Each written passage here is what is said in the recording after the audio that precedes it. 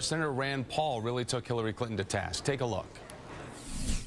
One of the things that disappointed me most about the original 9/11 was no one was fired. We spent trillions of dollars, but there were a lot of human errors. These are judgment errors, and the people who make judgment errors need to be replaced, fired, and no longer in a position of making these judgment calls.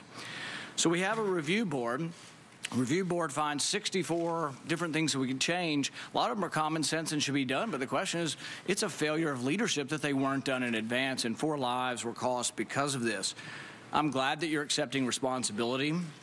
I think that ultimately with your leaving, you accept the culpability for the worst tragedy since 9/11, and I really mean that. Had I been president at the time and I found that you did not read the cables from Benghazi, you did not read the cables from Ambassador Stevens, I would have relieved you of your post. I think it's inexcusable. The thing is that, you know, we can understand that you're not reading every cable.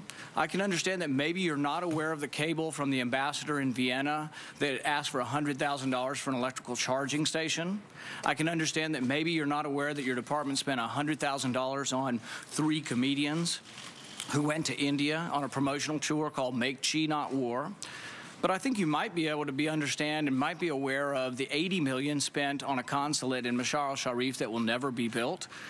I think it's inexcusable that you did not know about this and that you did not read these cables. I would think by anybody's estimation, Libya has to have been one of the hottest of hot spots around the world.